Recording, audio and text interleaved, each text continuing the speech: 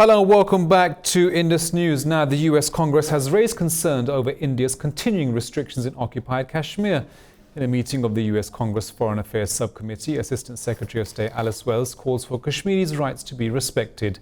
More in this report. The actions by Prime Minister Modi's Hindu nationalist government in occupied Kashmir have triggered criticism by members of the US Congress. A congressional committee criticized India's curfew, communications blackout, and mass arrests in the occupied valley. Secretary of State Alice Wells said the US has urged Indian authorities to restore full access to services, including the internet and mobile networks. Wells urged India to take concrete democratic steps towards occupied Kashmir and to suspend all acts of violence. But what I can assure you is that we are reaching out and engaging a wide cross-section. We are engaging at various levels and across ministries in the Indian government to make the case for why a political roadmap, something that we all understand how India moves forward to re-establish elected, state assembly, is what we would like to see out of our, democratic friend.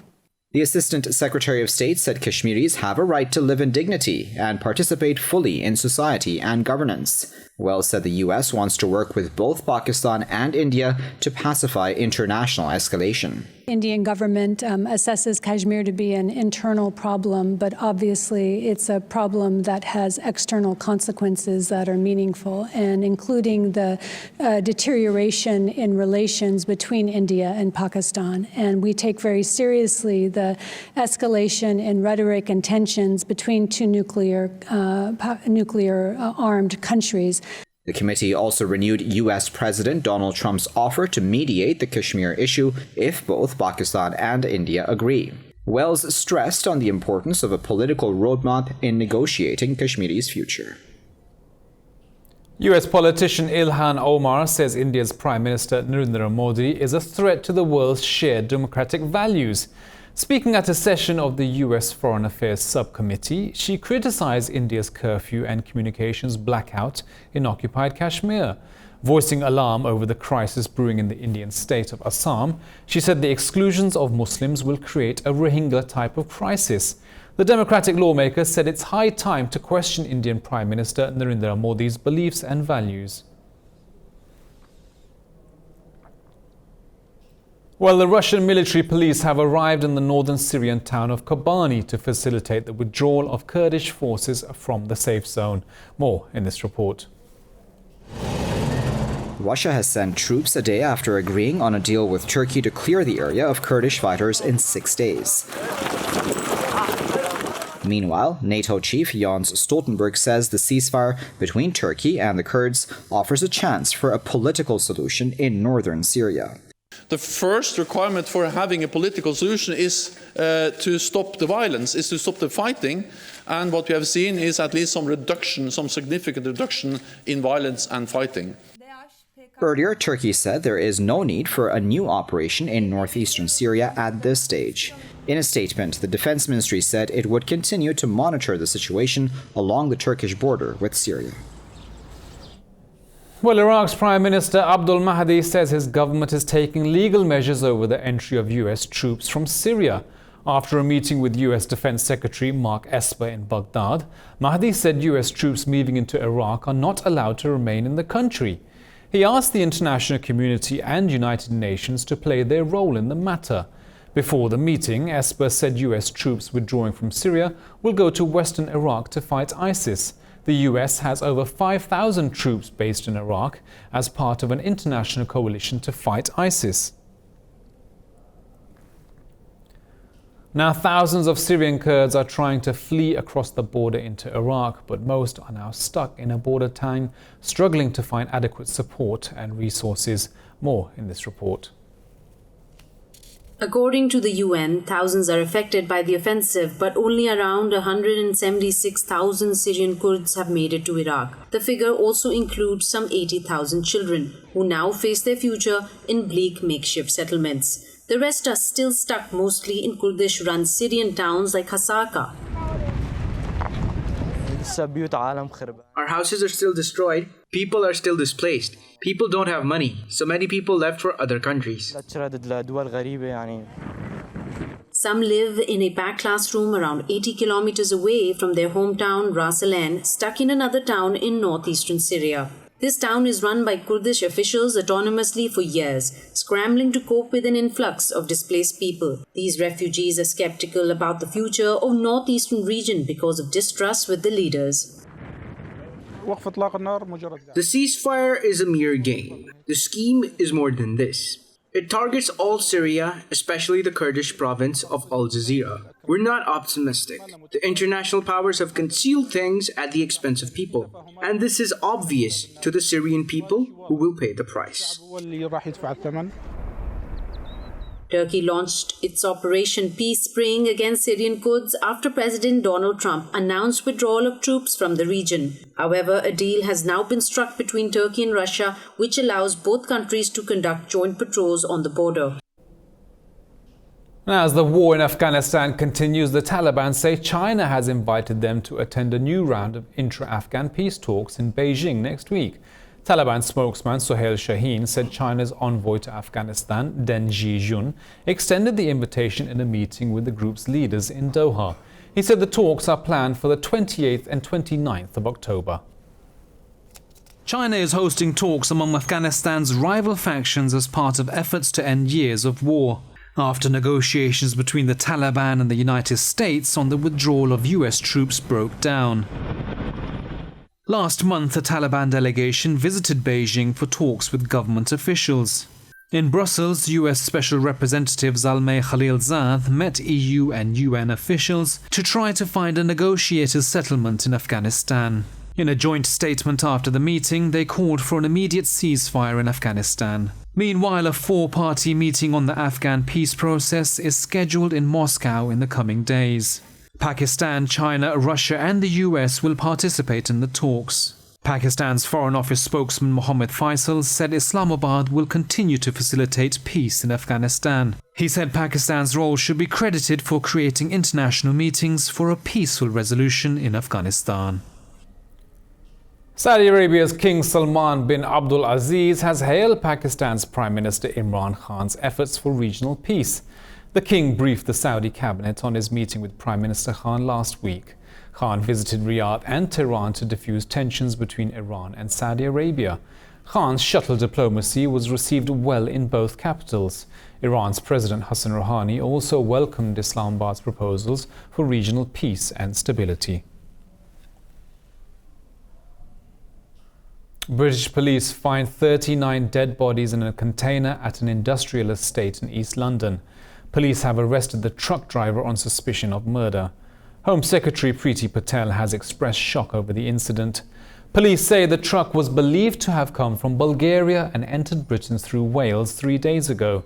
The process of identifying the bodies is now underway. This is an unimaginable tragedy and truly heartbreaking. I know that the thoughts and prayers of all members are with those who lost their lives and their loved ones. I'm receiving regular updates, and the Home Office will work closely with Essex Police as we establish exactly what has happened. And my right honourable friend, the Home Secretary. Well, staying with British Prime Minister Boris Johnson, and he's told his Parliament that the government will have to wait for the EU's decision on a Brexit delay after MPs accepted his deal but rejected a 3-day timetable to enact it. Johnson met opposition leader Jeremy Corbyn but failed to agree on a timetable for the paused Brexit bill. He called on Corbyn to explain how he could get Brexit done. The Prime Minister has said he would push for new elections if the EU offers a 3-month delay that lawmakers forced him to request. Hong Kong has officially withdrawn an extradition bill that sparked months of violent protests. Introduced in April, the bill sought to legalize the extradition of criminals to neighboring countries and China. Despite the move, protesters refused to end their demonstrations. After weeks of protests, Chief Executive Carrie Lam suspended the bill on the 15th of June.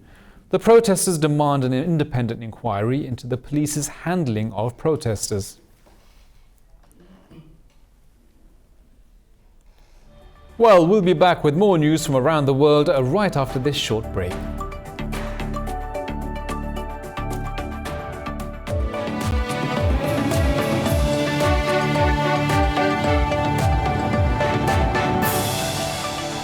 Hello and welcome back to Indus News. Now, Israeli forces arrest 14 Palestinians across the West Bank.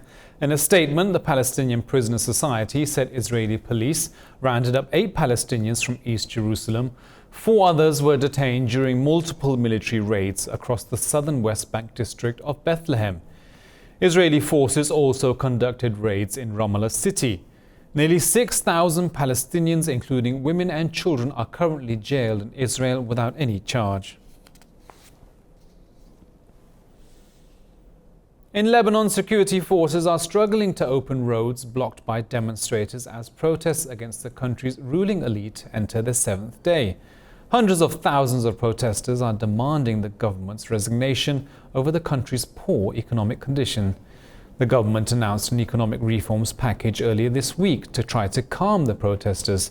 But for many Lebanese citizens, it's too little too late. Banks and schools will remain closed on Thursday, and Lebanon's Banking Association said banks are waiting for the situation to stabilize. Protesters say they're challenging a system that fuels inequality, nepotism, and corruption. In Tunisia, newly elected President Kais Saied has been sworn in during a ceremony at the country's parliament. In his speech, Saied vowed to fight corruption and delivered a message of hope. As the country struggles against joblessness and a poor economy, he pledged to tackle the roots of extremism. Saied won the presidential election earlier this month. He succeeds the late Beji Said Essebsi, who died in office in July. In Russia, President Vladimir Putin hosted leaders from all 54 African states for the first ever Russian-African summit in Sochi. The 2-day summit is aimed at reviving Russia's influence in Africa. In the wake of a waning US interest in the continent under President Donald Trump, trade between Russia and African countries doubled in the last 5 years to exceed $20 billion. However, Putin hoped that the trade will double again in the next 4 or 5 years. Moscow was a crucial player in Africa in the Soviet era, but its ties with Africa declined with the collapse of the Soviet Union in 1991. Now Putin is seeking to boost ties with the continent.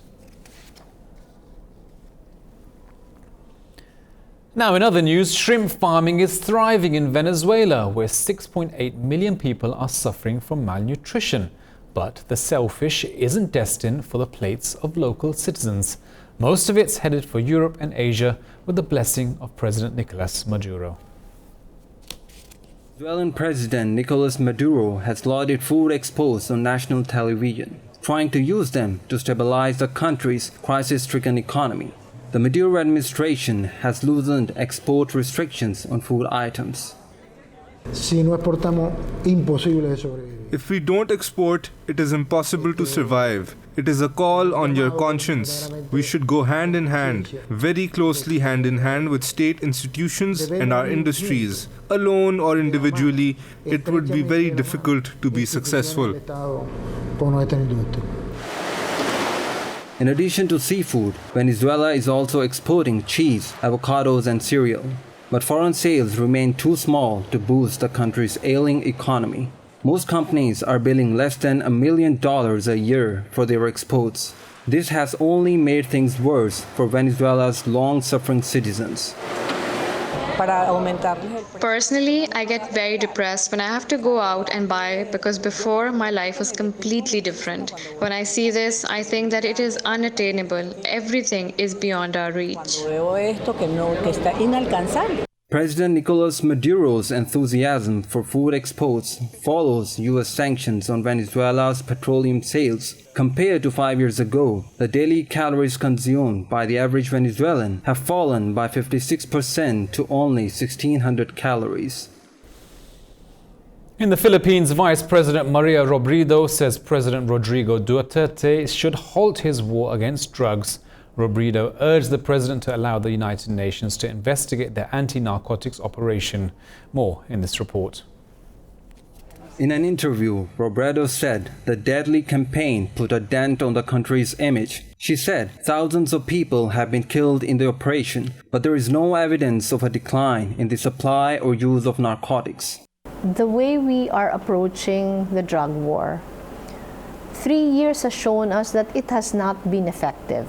There have been so many deaths already. But the number of drug addicts have risen to unimaginable levels. President Rodrigo Duterte launched a campaign in 2016 to deal with the rampant drug problem in the country. Human rights activists have accused the government of killing over 27,000 people in 3 years.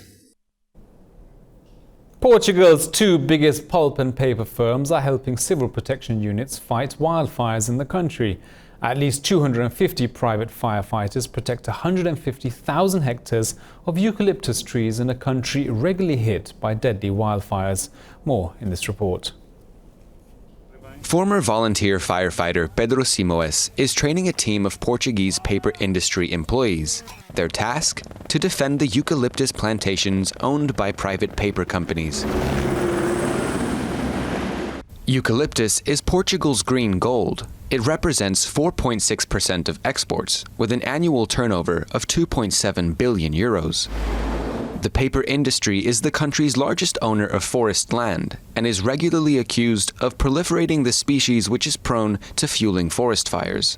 This idea of accusing the eucalyptus, no, it's not true. It's in fact the totality that must be blamed, the pines, the brush.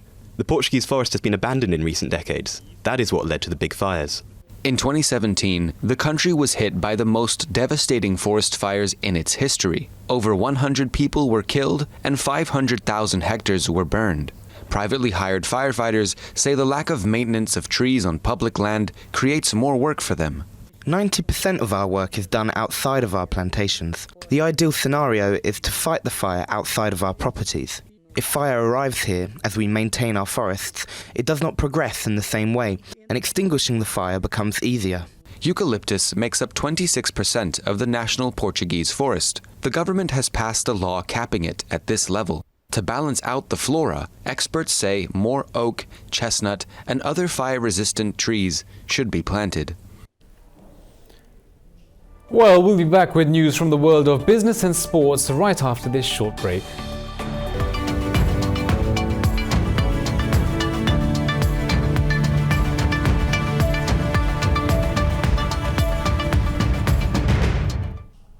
Welcome back. Now in business, US stocks have opened mixed as Boeing rose after reaffirming the timeline for its grounded 737 MAX's return to service.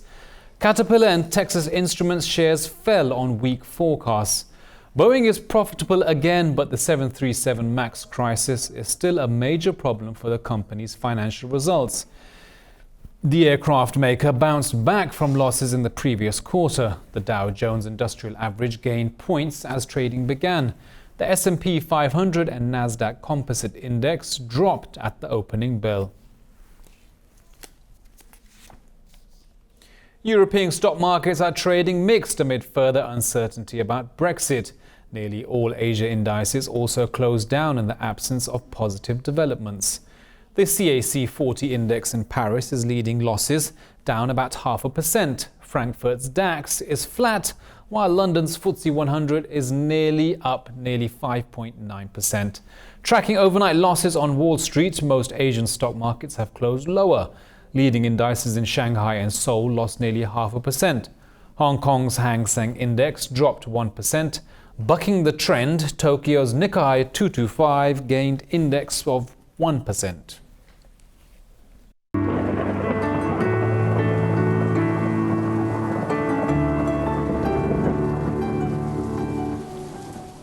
Well, it's 23 degrees here in Lahore, but let's take a look at the weather around the world.